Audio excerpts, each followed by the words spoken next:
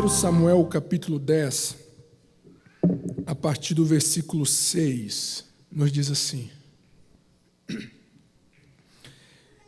E o Espírito do Senhor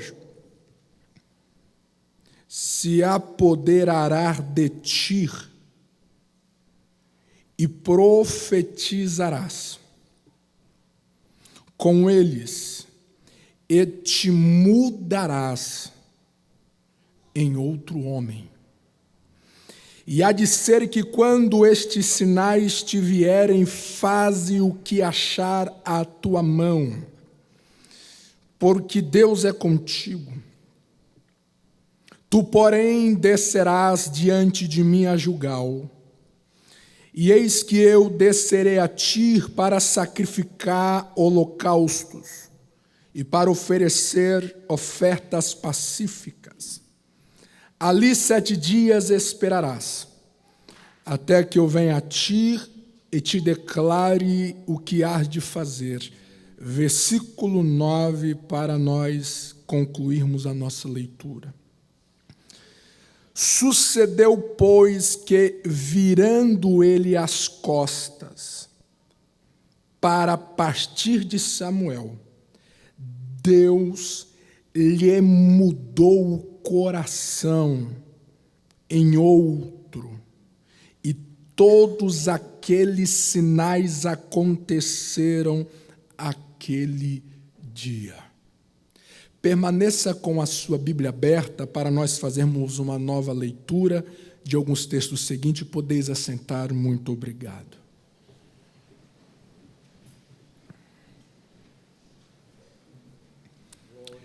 Preservação é a palavra do século no que tange ao meio ambiente. Talvez a palavra mais fundamental, a linguagem mais imprescindível para o meio ambiente: preservação. Estudiosos, cientistas, ambientalistas têm feito conferências ao redor do mundo com uma preocupação intensa, incalculável, de traduzir a sociedade, inculcando em seus corações uma mentalidade de responsabilidade para com a natureza. E este é o empenho de todos os órgãos correspondentes ao meio ambiente. Conscientizar a sociedade desde a sua infância de que preservar a natureza é uma questão de sobrevivência. Não é raras vezes que nós encontramos espalhados por lugares aonde há fluxo de pessoas constantes, placas, dizeres, frases, tais como essas: não jogue lixo no chão, não jogue lixo no rio, preserve a natureza, este é o seu lar, e assim por diante. No mundo do meio ambiente, a palavra preservação tem um valor incalculável. No mundo da história, a preservação, de igual modo, tem o seu valor. O que nós conhecemos como patrimônio histórico, coisas naturais, imóveis, estruturas que precisam ser preservadas para manter uma história viva para a humanidade. No mundo das artes, a palavra preservação também tem o seu valor. Quanto mais uma obra de um artista é preservada, se o mesmo tem aí um talento reconhecido pelo mundo, quanto mais esta obra é preservada, mais a mesma é valiosa. Mas eu quero ressaltar que essa palavra, este termo preservação, ela é uma palavra ambígua. Ela tem um duplo sentido. Ou seja, dependendo do seu contexto, ela pode ter um significado positivo, como os exemplos já mencionados, ou dependendo do seu contexto inserido, ela pode ser uma problemática. Por exemplo, no mundo da saúde, existe uma doença chamada disposofobia. É um distúrbio comportamental que envolve o desejo compulsivo de acumular coisas inúteis, recusando jogá-los fora, tendo em mente que se dispor de tais coisas diminuirá a qualidade de vida do mesmo. Ou seja, acumuladores compulsivos, pessoas que vão acumulando coisas inúteis, e isso vai sendo preservado, isso vai causando transtornos na sua vida. Talvez você não lembre, mas há pouco tempo houve uma notícia de um morador do Paraná, que ele conseguiu acumular em sua residência algumas toneladas de lixo. Foi algo impressionante, quantas caçambas necessárias que a prefeitura precisou dispor para remover todo o entulho na casa daquele homem que, por sinal, tinha esse distúrbio. Preservação. Quando a preservação se faz necessária em nossa vida, e quando que ela não pode ser mantida em nossa vida. A história de Saul, ela vai nos dar algumas diretrizes de alguma coisa ou algumas coisas que nós precisamos lutar para preservar. E algumas coisas que nós jamais podemos conservar em nossa vida. Você conhece a história, vamos resumir para ganharmos tempo.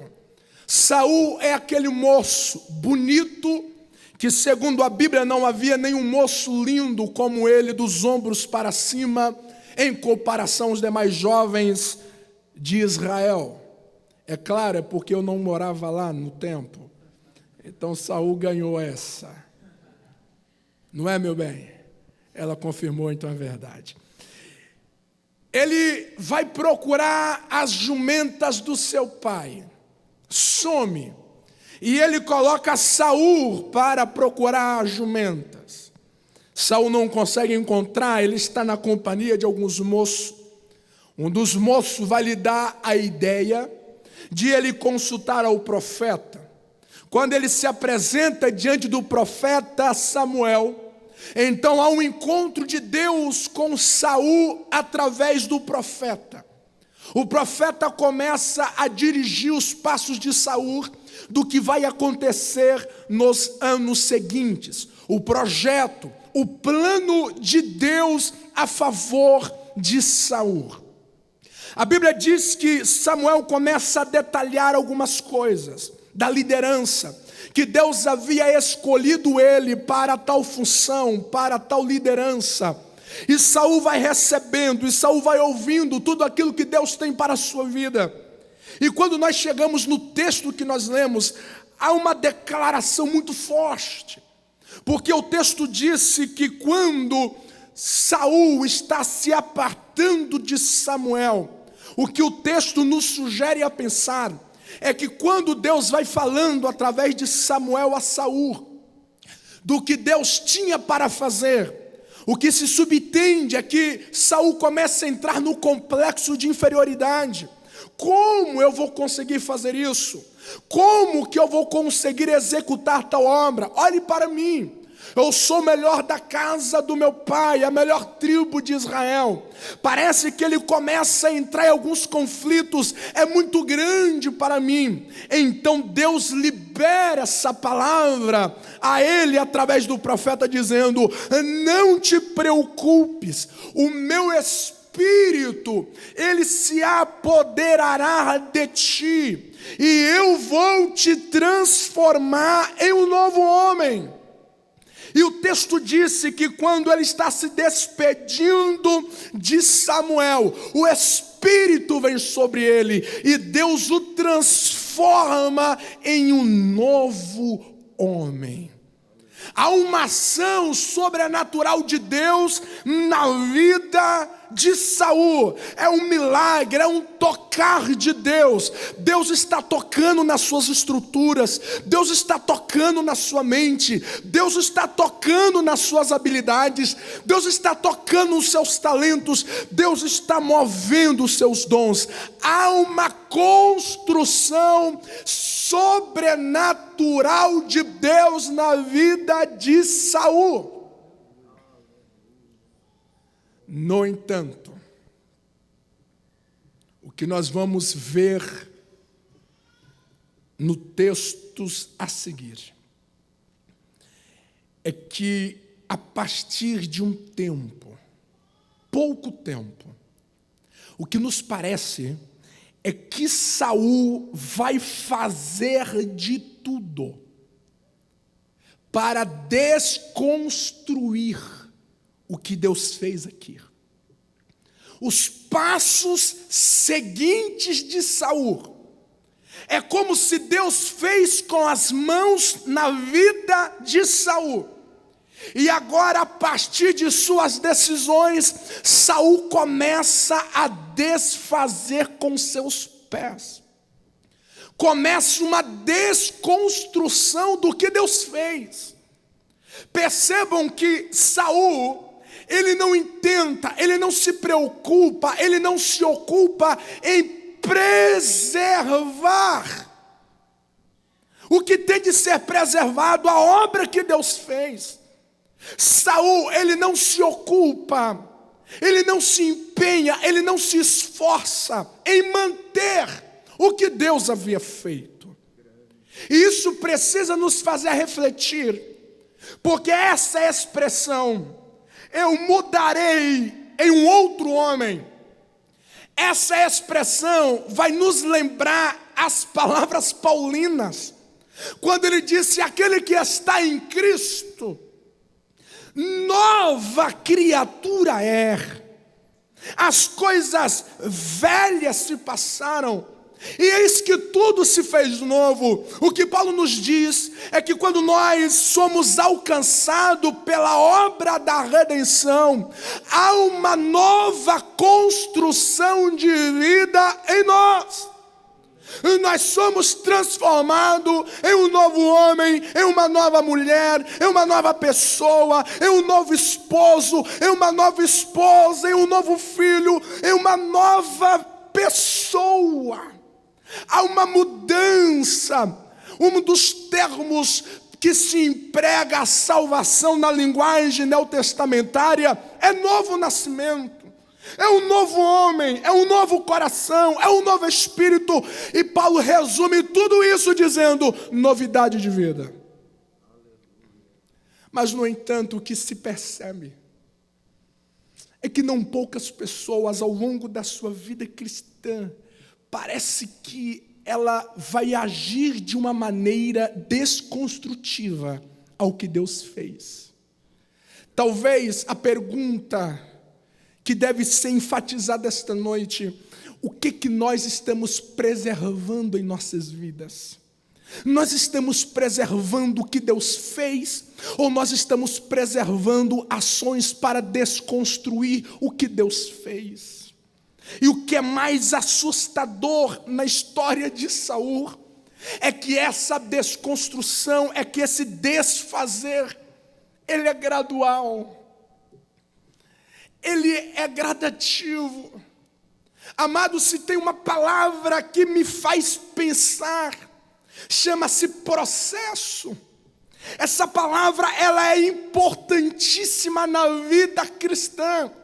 tanto positivamente para você entender o trabalhar de Deus, que Deus trabalha de uma maneira processual. Elevador com Deus não faz parte da sua preferência de trabalho, é escada, degrau a degrau.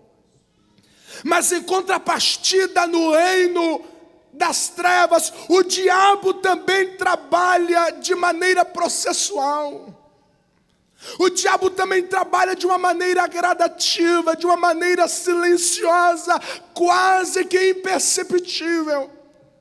Talvez você conheça a história que aconteceu em uma igreja no interior da Rússia em 2008. Um ministério chamado Ministério da Ressurreição estava completando o bicentenário aquele ano. E eles resolvem fazer uma festa comemorativa. Então eles se reúnem e começam a pensar qual será a programação especial. Eles então decidiram, vamos reinaugurar o primeiro templo do nosso ministério.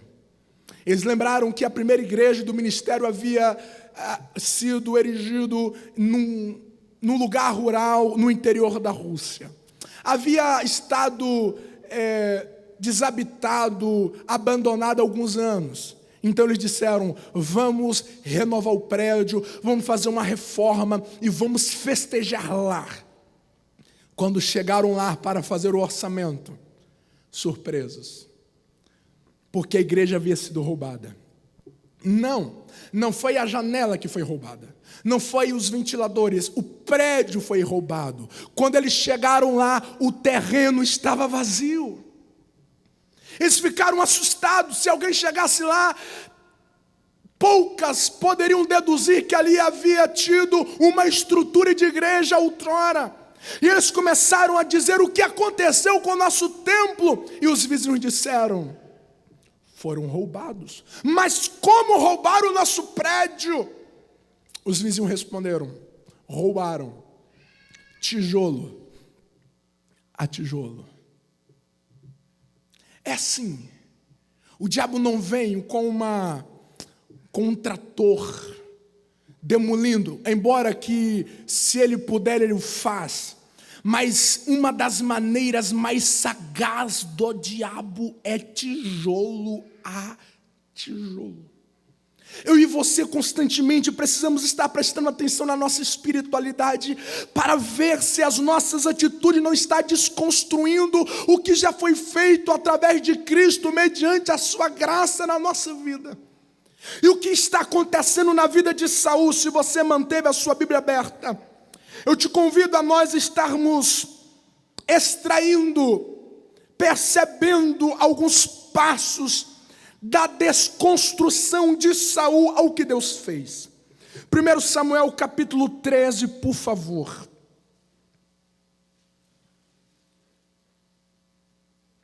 Primeiro Samuel capítulo 13.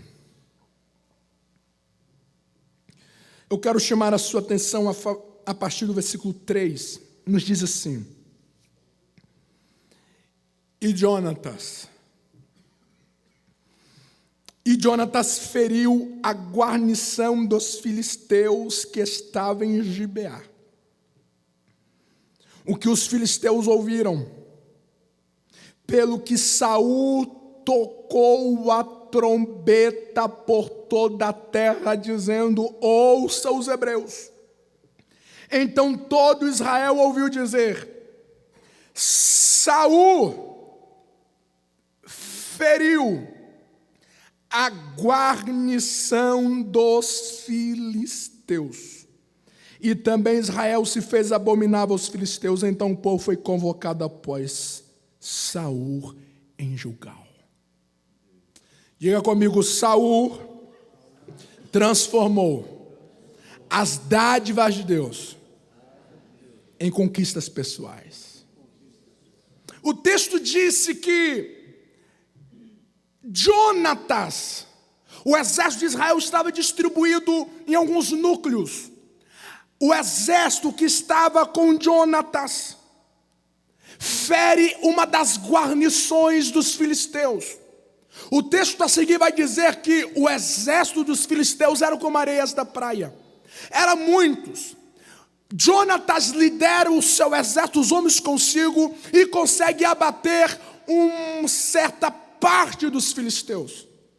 Quando Saul ouve tal vitória, ele começa a tocar trombeta.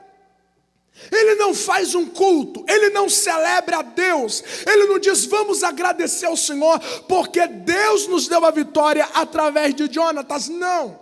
Ele começa a tocar a trombeta, dizendo: Saul feriu a guarnição dos filisteus.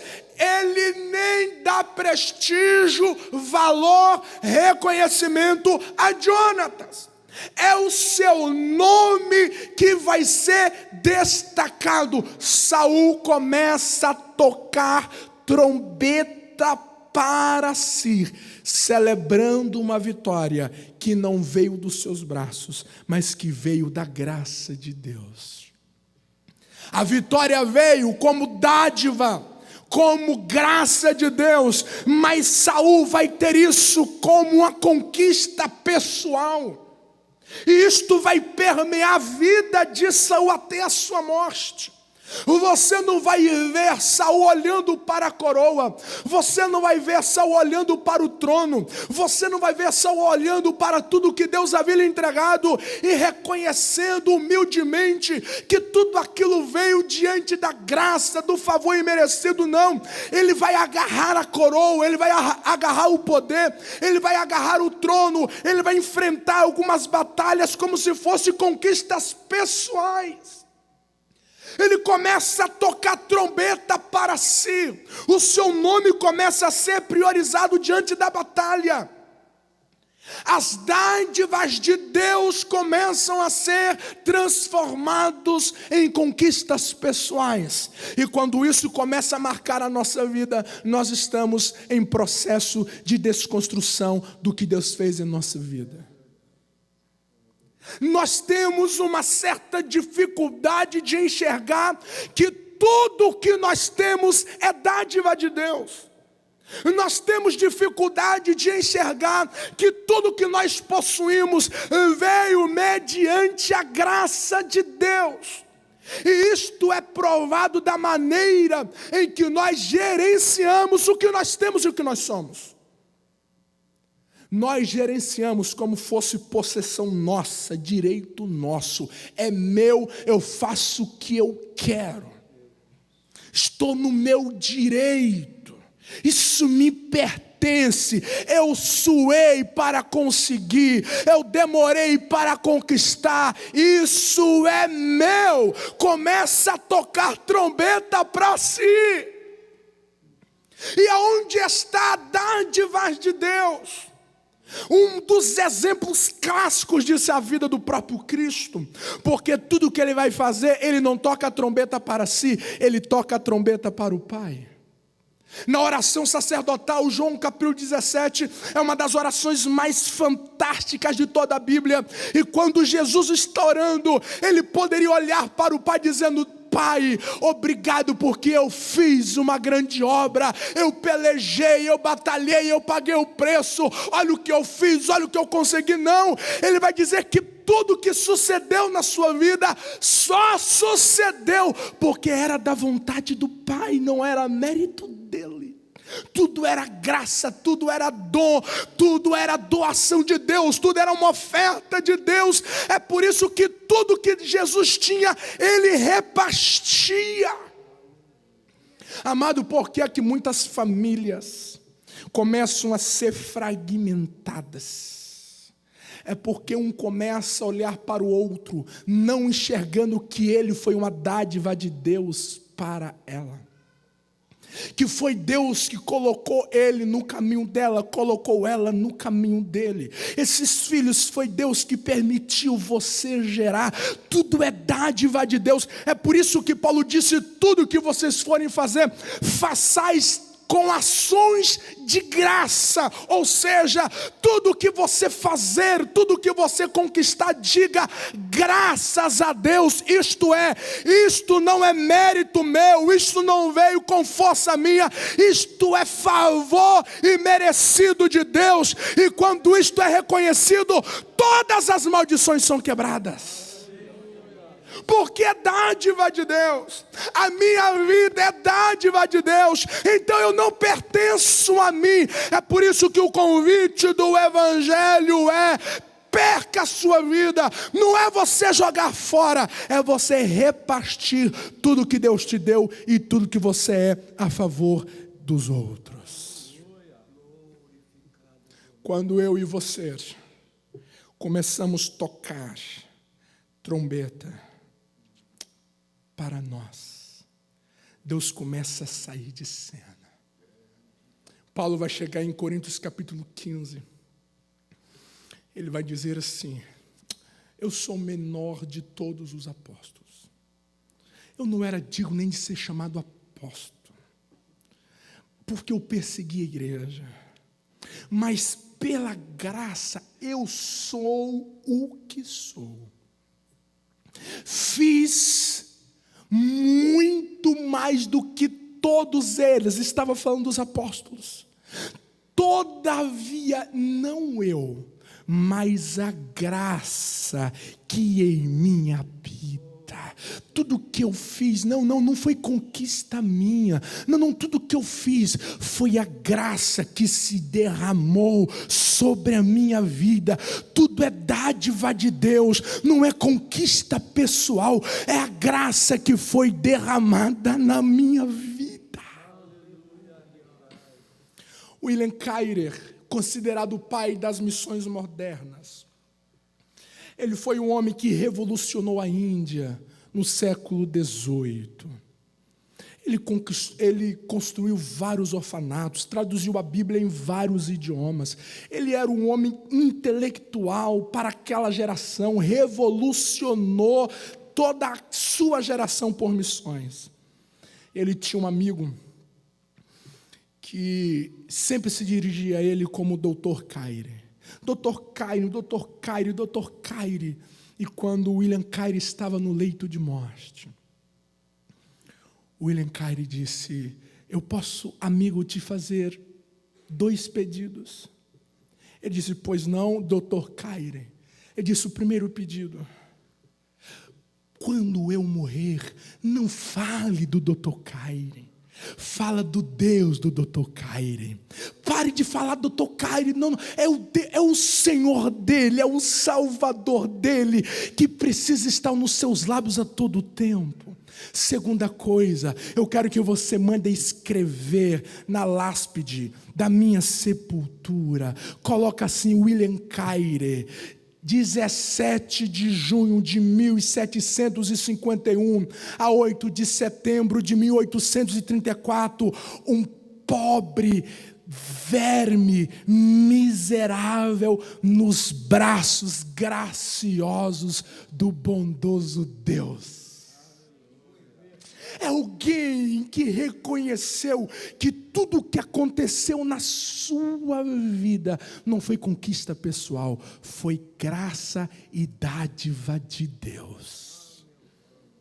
Preserve o que Deus fez na sua vida. Reconheça que o seu dom, reconheça que o que está acontecendo na sua vida da parte de Deus precisa ser preservado, porque não foi lhe dado por mérito, mas foi lhe dado por favor imerecido. Segunda coisa que vai acontecer com Saul, ainda no capítulo 13, versículo 8, versículo 9. Ele esperou 7 dias até o tempo que Samuel determinara. Não vindo, porém, Samuel a Gilgal, o povo se espalhava dele. Então disse Saul: trazei-me aqui um holocausto e ofertas pacíficas. E ofereceu holocaustos. Diga comigo: Saul valorizou mais as consequências favoráveis do que os princípios de Deus. ele está desconstruindo o que Deus fez. Porque ele está mais preocupado com uma consequência que vai lhe favorecer. Samuel havia mandado, vai para Gilgal e espere 7 dias. Os filisteus começam a se aproximar, o exército de Israel começa a deixar Saul sozinho, e Saul vê aquele número, e vê que os 7 dias já havia passado, então ele vai oferecer holocausto. Mas o princípio de Deus não cabia a ele, porque quem oferecia holocausto era o sacerdote. E na escala, na hierarquia de Israel, vinha primeiro profeta, sacerdote, e depois que vinha o rei. Saul começa a entrar por um atalho, porque ele estava preocupado com o resultado que iria favorecer o seu nome como líder. Ele estava preocupado em uma consequência favorável, um resultado favorável. Então ele começa a burlar, atropelar, violentar os princípios de Deus. E ele vai oferecer, na verdade, ele não oferece um holocausto, ele vai oferecer um churrasco. Porque holocausto vem do hebraico ola, que quer dizer subindo. Não, Deus não recebeu isso. Isto é churrasco. É por isso que a matança dos judeus no nazismo não pode ser chamado de holocausto, é genocídio. Chamar aquilo de holocausto é como se Deus estivesse recebendo as matanças através de Hitler. Não, aquilo foi um genocídio. Holocausto é aquilo que chega às narinas de Deus como cheiro suave. Fora disso, é apenas churrasco. Saul está preocupado, sim, com uma consequência que vai favorecer a si mesmo. Ele não está preocupado em manter os princípios de Deus. E quando isso começa a marcar a nossa vida, nós começamos a desfazer o que Deus está fazendo em nós. Acima de qualquer coisa, acima de qualquer preço, valoriza, mantenha, conserva os princípios de Deus na sua vida. Não importa o quanto vai doer, não importa o quanto que você vai sofrer, não importa o quanto que isto vai ser dolorido para você, mas mantenha os princípios de Deus. A qualquer preço, não importava se os filisteus viriam para devorar eles, se o profeta não chegou, eu não posso quebrar o princípio e oferecer sacrifício. Princípio, é isso que precisa ser mantido na nossa vida, conservado, preservado. A nossa geração é uma geração da conveniência. As situações começam a ditar. Essa situação, vale a pena eu defender princípio ou vale a pena eu ser apenas conveniente? E geralmente, não são poucos que vai opinando para a conveniência. E quando nós vai valorizando essas consequências favoráveis, vai ser confortável para mim, então vou deixar esse princípio aqui. É justificável. Olha o povo chegando, olha o exército chegando, eu estou quase morrendo. O Espírito de Deus está dizendo para a sua vida: aconteça o que acontecer, não negocie o princípio do seu casamento, não negocie o princípio da sua fé, não negocie o princípio de Deus na sua vida. Não importa se você vai ser devorado pela situação contrária, mas não negocia o princípio de Deus para a sua vida. Não importa se você está encurralado, não importa se você vai vender um veículo e a conveniência disse: reduz a quilometragem que vai valorizar melhor. É conveniente, mas eu estou quebrando o princípio. Vai ser bom para o meu bolso, eu sei que vai ser bom, mas eu estou quebrando o princípio. Eu me lembro quando a Eline estava gestante do Alejandro Caleb. E nós estávamos passando por uma crise financeira. E eu fui ao banco para sacar uma importância para fazer o ultrassom do Alejandro. Cheguei ao banco, muitos caixas vazios, e havia um caixa que estava sendo ocupado por uma jovem senhora. Eu fui em direção àquele caixa, e quando eu estava chegando, faltando uns 3 passos, a mulher sai. Quando ela sai, a máquina libera o dinheiro. O que havia acontecido? Ela havia feito uma operação de saque, mas apareceu na tela, operação não realizada. Ela retira o cartão e vai embora. Mas a máquina havia processado a operação. Ela não viu o dinheiro. Quando eu chego, fazia muito tempo que eu não via tanta onça, tanto peixinho na minha frente. Eu olhei para aquele dinheiro ficou olhando para mim. O diabo disse: pega e diga que é bênção, porque você está precisando. É a providência de Deus. Em contrapartida vem o Espírito Santo e disse: não pega, eu não trabalho assim. Eu não trabalho quebrando princípios. Claro que foi pelo Espírito que eu devolvi o dinheiro. Mas assim, não importa se vai ser vantajoso para você, se está quebrando o princípio, não faça. Mas é bom, eu achei o celular, não desligue ele, espera o dono ligar.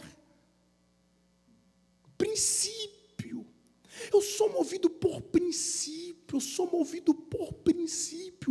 Tudo que foge do princípio começa a desconstruir o que Deus fez na minha vida. Mas as conveniências vai assumindo a nossa vida. Se está sendo confortável para mim, está dando certo, então vão indo.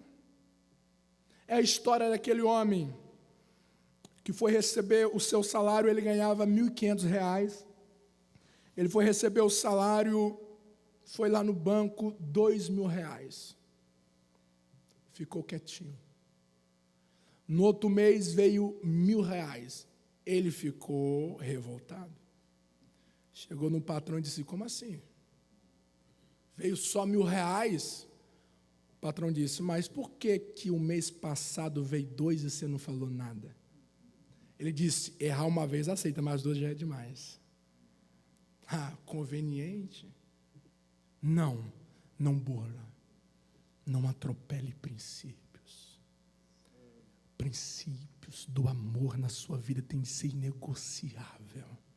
Os princípios de Deus, da santidade, da fidelidade a Deus. Uma das coisas que eu e você precisamos mentalizar: Deus cobrará de nós fidelidade, não resultados apenas. A balança de Deus para a nossa vida, preste atenção nisso, é mediante a fidelidade, não resultados, porque naquele dia muita gente vai apresentar resultados. Desprovido de fidelidade, Jesus vai dizer: apartai-vos de mim, porque eu nunca vos conheci. Porque Deus nos trata, Deus nos olha, Deus nos sonda, Deus nos avalia a partir de fidelidade. Quantas pessoas que estão conquistando, mas estão conquistando quebrando princípios.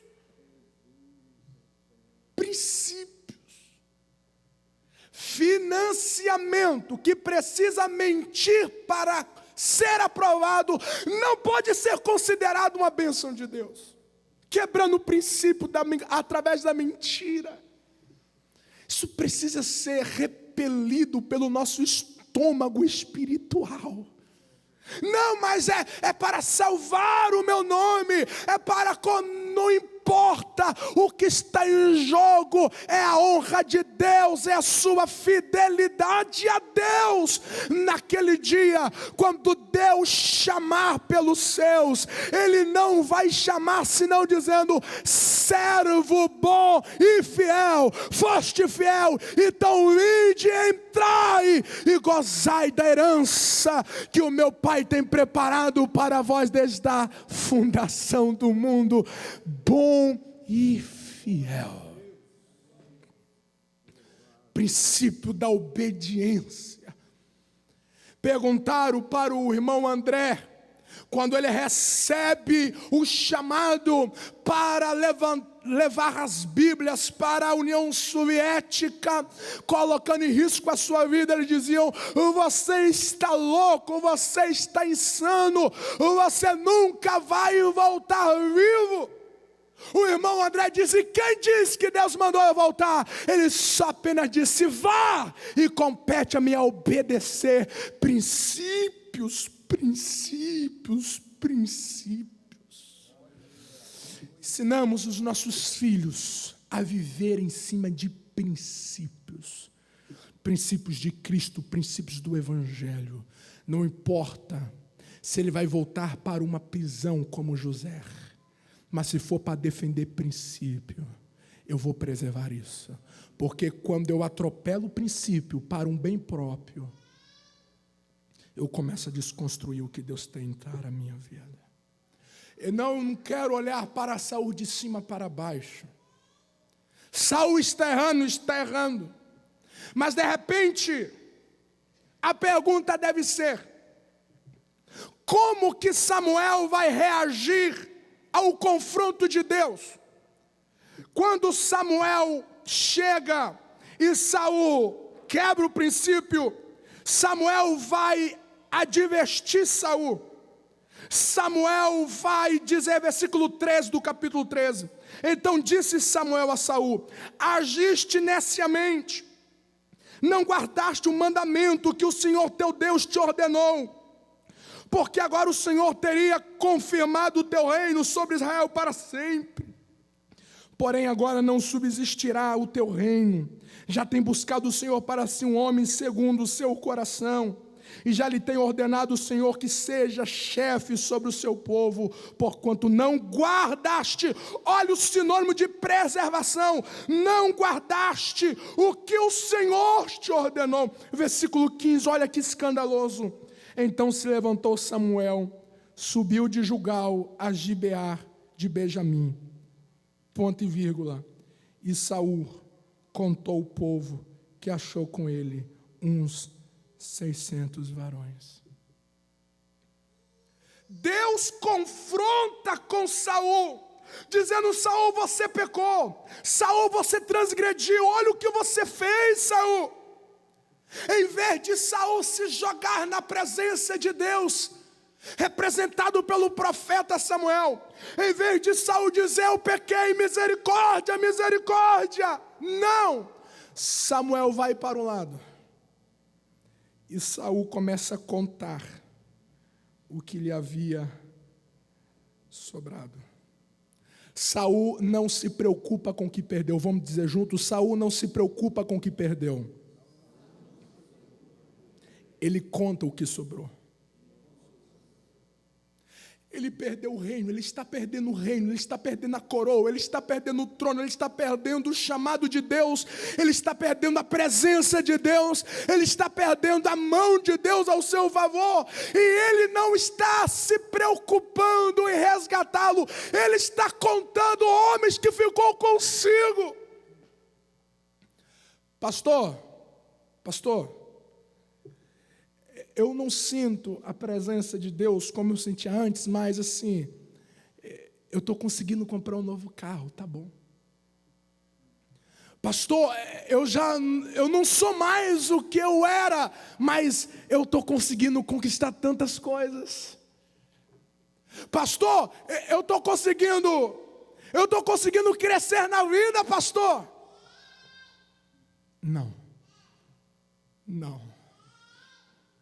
Não é contar o que está com você, é o que está se perdendo.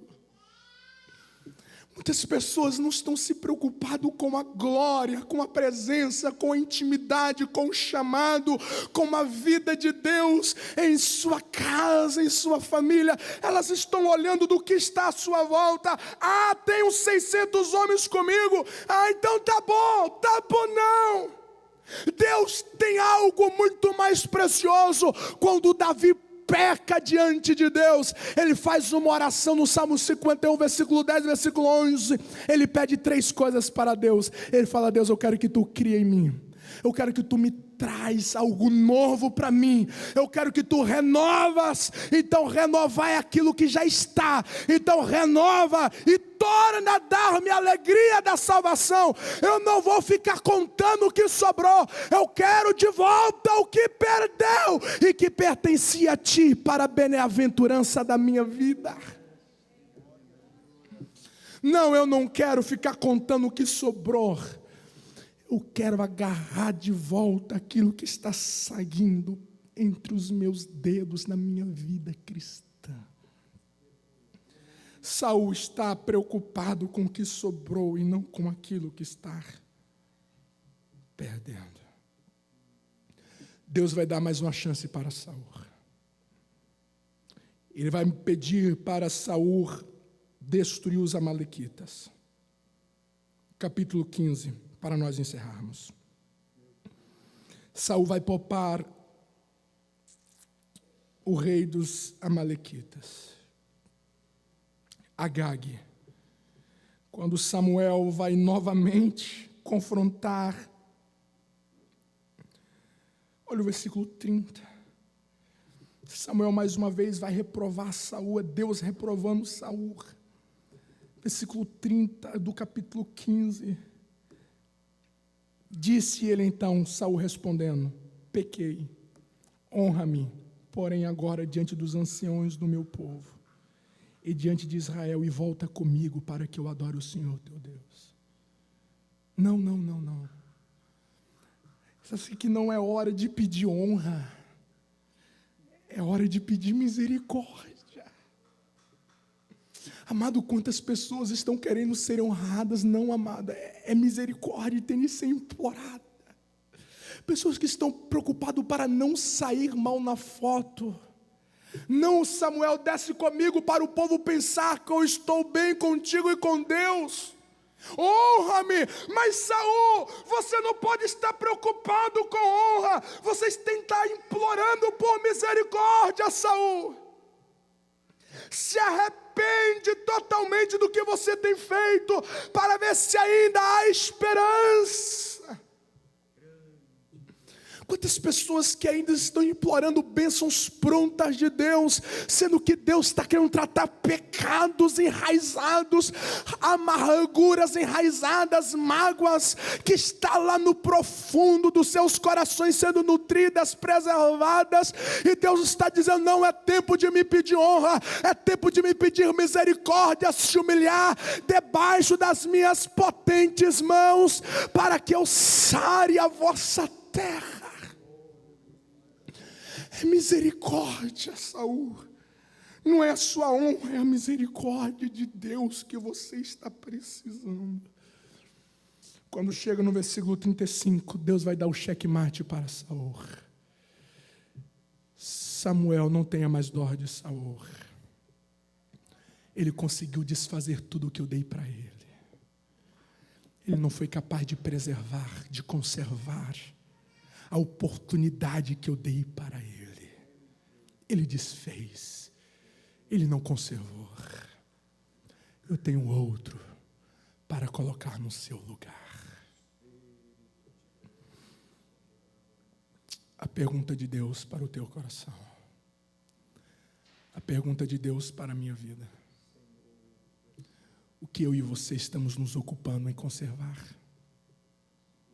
É o que está gerando desconstrução na nossa espiritualidade, está gerando uma desconstrução no nosso casamento, na nossa relação familiar, no nosso chamado, no nosso ministério. Ou eu estou conservando o que Deus fez na minha vida? A palavra de Deus para o teu coração é: guarda o que tens, guarda, preserve o que eu fiz. Preserve esta casa, essa família, preserve essa fé, batalha por esta fé que foi lhe dada, esta salvação, este nome que foi escrito no livro da vida, mediante a graça de Deus derramada na sua vida. Preserva isso até o fim, mantenha isso em pé a qualquer preço. Honre a Deus Não nos preocupamos com a nossa honra a Deus, porque quando você honra a Deus, Deus cuida de você em todas as demandas da sua vida. Se você puder, fique em pé comigo em nome de Jesus.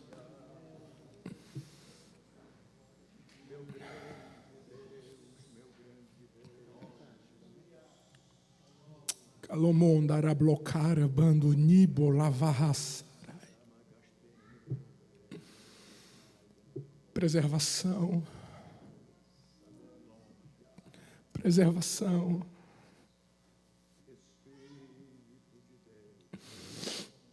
Preservação. Deus está falando com pessoas aqui esta noite. Deus está dizendo para você: existe coisa na tua vida que precisa ser removida. Porque se elas forem mantidas, vai ter uma desconstrução do que eu já te dei. Por isso que há muitas pessoas que estão com uma espiritualidade decrescente. Seu primeiro amor se esvaindo, porque muitas coisas vão penetrando na vida, e a conservação desses intrusos, esse acúmulo de coisas que nos prejudica, vai minando o que Deus fez. Mas o Espírito de Deus está dizendo esta noite: ainda tem tempo de uma renovação, ainda há tempo do meu toque te encontrar esta noite. Ainda é tempo da minha graça te agasalhar e ser renovado o brilho da minha obra na sua vida. Há tempo das minhas mãos te mover e o meu Espírito avivar a sua vida para a minha glória, diz o Senhor esta noite. Quantos entendem a palavra do Senhor, celebre a Ele esta noite. Eu te convido esta noite a nós orarmos ao Senhor. Orarmos para nós preservar a graça, para nós sermos preservadores da santidade de Deus, para nós sermos preservadores do amor de Deus, para nós sermos preservadores da humildade de Deus entre os homens.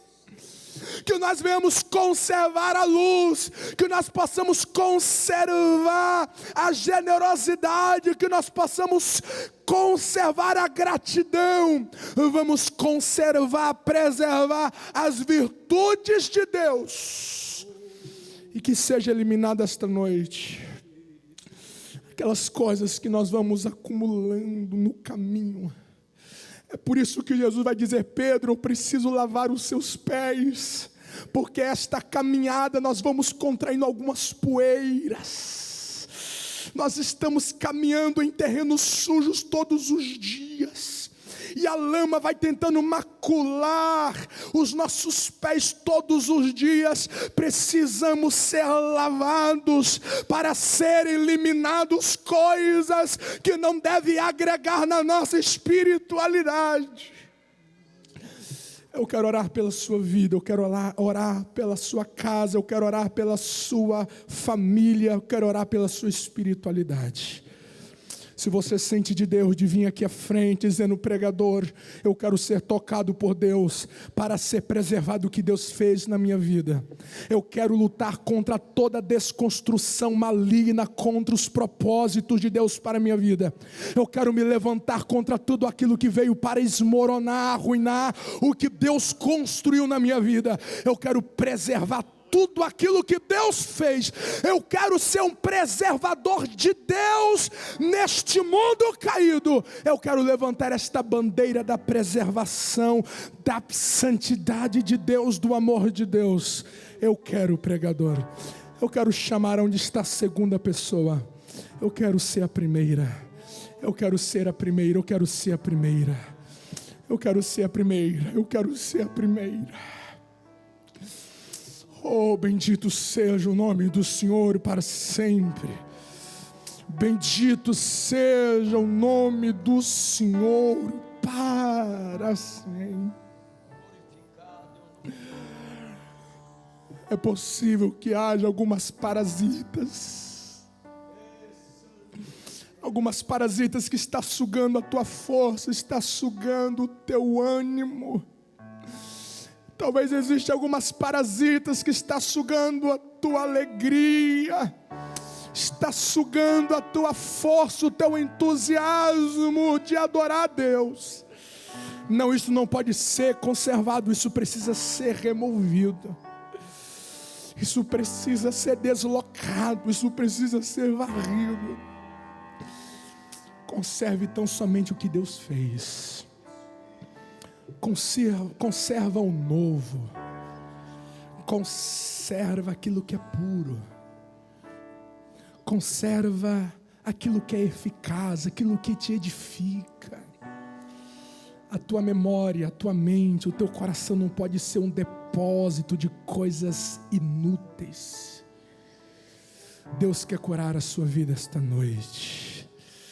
Deus quer curar você esta noite. Deus quer curar você esta noite.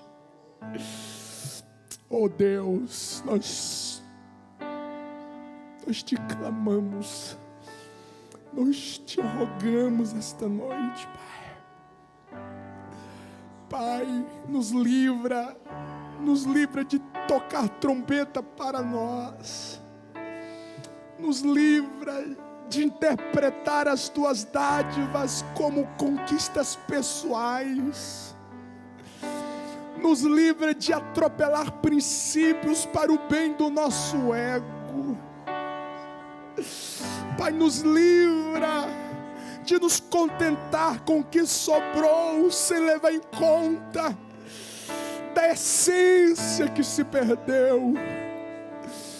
Nos livra, Senhor, de querer a nossa honra enquanto nós estamos precisando da humilhação, enquanto nós estamos precisando de um avivamento, enquanto nós estamos precisando do Teu perdão. Pai, quantas vezes nós chegamos na Tua presença buscando bênçãos desta vida e Tu está dizendo, mas você está precisando é de avivamento. Você está precisando é do meu toque no teu caráter. Ó Deus, age em nós, ó Pai. Nos ajude a manter, nos ajuda a conservar, nos ajuda a preservar em pé, Senhor, este casamento que o Senhor nos deu. Ajuda-nos a preservar esta família. Ajuda-nos a preservar os nossos filhos nos seus caminhos. Ajuda-nos a preservarmos a fidelidade à Tua palavra.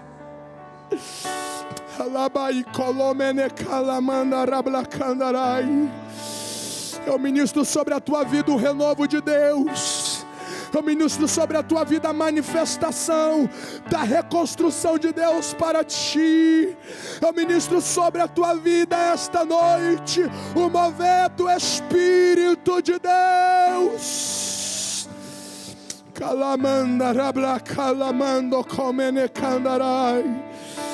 Você que é batizado no Espírito Santo, seja renovado agora em variedades de línguas, seja renovado agora nos dons do Espírito de Deus. Você que não é batizado, você que não é batizada, tu podes receber agora em nome de Jesus. O poder da palavra de Deus que se move sobre ti esta noite. Em nome de Jesus, em nome de Jesus, em nome de Jesus, em nome de Jesus, em nome de Jesus. Seja um preservador do que Deus fez na tua vida. Seja uma preservadora do que Deus construiu em você.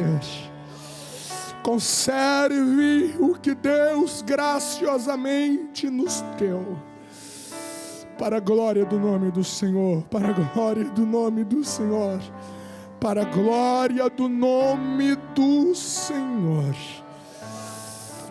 Aleluia, aleluia, aleluia, aleluia, aleluia, aleluia, aleluia, aleluia.